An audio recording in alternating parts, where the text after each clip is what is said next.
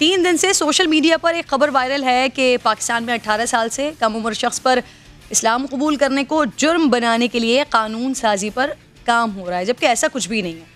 इंसानी हुकूक की मिनिस्ट्री ने एक मुसव्वदा ज़रूर तैयार किया था जिसमें कहा गया था कि कम उम्री में इस्लाम कबूल करने पर पाबंदी होनी चाहिए, जिसके बाद वजारत मजहबी उमूर को ड्राफ्ट जायजे के लिए भेजा गया था, जिसने तमाम स्टेक होल्डर्स से राबते का फैसला किया। वजारत मजहबी उमूर ने मुसव्वदा शरई राय के लिए इस्लामी नज़रियाती काउंसिल को भिजवाया, जिसका शोबा तहकीक इस पर काम कर रहा है। अब यहाँ तक कि चंद रोज़ पहले वज़ीर बराए मजहबी उमूर नूरुल हक क़ादरी भी वाज़ेह कर चुके हैं कि वो किसी ऐसे बिल की हिमायत नहीं करेंगे जिसमें इस्लाम कबूल करने के लिए उम्र की कोई क़ैद हो।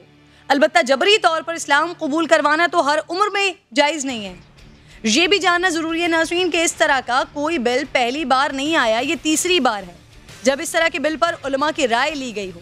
लेकिन सवाल ये है कि ऐवान में इस तरह के ड्राफ्ट या बिल पर बातें क्यों हो रही हैं?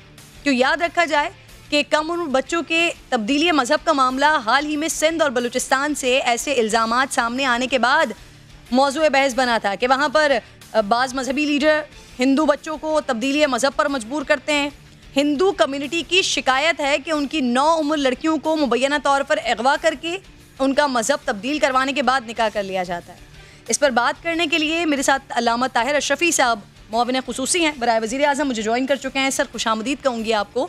अल्लामा साहब, ये जो ड्राफ्ट इंसानी हुकूक की मिनिस्ट्री ने भेजा है सर, इस पर उलमा की राय क्या है, बताइएगा।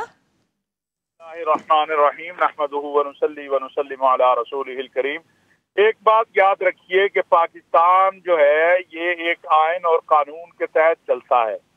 इस मुल्क का एक आयन है जो कुरान और सुन्नत के ताबे है, और कोई भी कानून इस मुल्क के अंदर कुरान और सुन्नत के खिलाफ नहीं बन सकता जी। बात सिर्फ इतनी है, इसको बड़ा में पेश किया जा रहा है कि जो पाकिस्तान के खिलाफ और इस्लाम के खिलाफ प्रोपेगेंडा किया जाता है कि खुदा न खास्ता जबरन यहाँ लोगों को मुसलमान बनाया जाता है, इस प्रोपेगेंडे का खात्मा कैसे हो। कोई भी मुसलमान इस बात का कायल नहीं है कि किसी को जबरन मुसलमान बनाया जाए। जहाँ तक बात है कि किसी का इस्लाम में अपनी रजा रग़बत से दाखिल होना, इसको कोई नहीं रोक सकता, ना कोई कानून रोक। क्या इस तरह का कोई कानून अमेरिका में है, बरतानिया में है, कनाडा में है, यूरोपियन किसी कंट्री में है? जब वहाँ नहीं है तो यहाँ कैसे बन सकता है कि आप कोई उम्र का तयन कर दें या आप कोई कहें कि जी कोई मुसलमान होगा तो फिर उसका फैसला 3 महीने के अंदर होगा। तो मैं समझता हूँ कि ये एक जरूर तजावीज या इस तरह से कोई चीज आती है, लेकिन वो कोई हतमी बात तो नहीं है। हतमी चीज तो वही होगी जो कानून असम्बली से पास होगा, मंजूर होगा, वो बात होगी। और इस हवाले से बार बार वफाकी वजारत मजहबी उमूर, हमारे वजीर मजहबी उमूर पीर नूरुल हक क़ादरी साहब वजाहत कर चुके हैं और मैं भी वजाहत कर चुका हूँ। बिल्कुल ऐसी कोई कतई तौर पर कहीं ये बात नहीं है कि मुसलमानों इस्लाम में आने से लोगों को रोका जाए और मुसलमान बनने से रोका जाए या उसके रास्ते में कोई रुकावट। मैं ताहिर अशरफी साहब से पूछता हूँ, वो कहते हैं कि ये तो ऐसी कोई चीज़ नहीं है और ये मुस्तरदशुदा अनासिर की वो है। चीज़ तो मौजूद है ना, ये मौजूद है, और चीज़ तो मौजूद है इसलिए कि आपके जो वफाकी वजीर है नूरुल हक क़ादरी साहब, उनकी मिनिस्ट्री आप जो रिलीजियस अफेयर्स है, उन्होंने बयान जारी किया है कि ऐसा बिल है, अंडर डिस्कशन है, और मिनिस्ट्री जो है रिलीजियस अफेयर्स की उसने उसकी मुखालफत की है। तो इसका मतलब ये है बहुत से बिल जिसकी माजी में भी मिनिस्ट्री आप रिलीजियस अफेयर्स ने मुखालफत की है, वो हुकूमत ने पास कर लिए हैं। मसलन मैं आपको बताऊं, ताहिर अशरफी साहब इस वक्त नहीं है, वो फरमा रहे हैं कि पाकिस्तान में कुरान और सुन्नत के खिलाफ कोई कानून नहीं बन सकता। ये दस्तूर के मुताबिक तो नहीं बन सकता, लेकिन पीटीआई गुज़िश्ता एक अरसे से ये काम कर रही है। मसलन कौमी असम्बली ने एक कानून पास किया है रिसेंटली, उसका नाम है एंटी रैप एक्ट, और वो कौमी असम्बली ने पास किया है, सेनेट में आया है, सेनेट की स्टैंडिंग कमेटी ने भी पास किया है।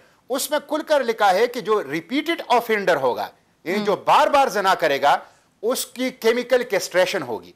अब आप मुझे बताएं, किसी भी आलमी दीन से आप पूछ लें कि इस्लाम में, कुरान और सुन्नत में जो रिपीटेड ऑफेंडर होता है जना का, जो बार बार जना का इर्तिकाब करता है, उसकी सजा केमिकल कैस्ट्रेशन है या उसके ऊपर हद जारी करना है। जी, उसके ऊपर तो हद जारी करना है। तो ये कवानीन, इसी तरह वक़्फ़ प्रॉपर्टी इन्होंने पास किया है, जिन्होंने अल्लाह के पैगंबर सल्लल्लाहु अलैहि वसल्लम की वो विरासत वक़्फ़, उसके 1400 साल की जो हमारी खूबसूरत तारीख है, उसके ऊपर छुरी चलाई है। डोमेस्टिक वायलेंस बिल इन्होंने मुखालिफत की, इन्होंने हिमायत की, मैंने मुखालिफत की सेनेट के फ्लोर पर। इन्होंने मेरी मुखालिफत को मुस्तरद कर दिया, मेरा मजाक उड़ाया। मुफ्ती साहब, फिर आगे जाके सेक्शन 3 के अंदर आपकी बात को मद्देनजर रखते हुए मैं ये कह सकती हूँ सर कि अभी जो अबूरी राय आप लोगों की जानिब से दी गई है, उसमें इस बिल की मुखालिफत की गई है सर। इस बिल की मुखालिफत की गई है और दलाइल की बुनियाद पर की गई है।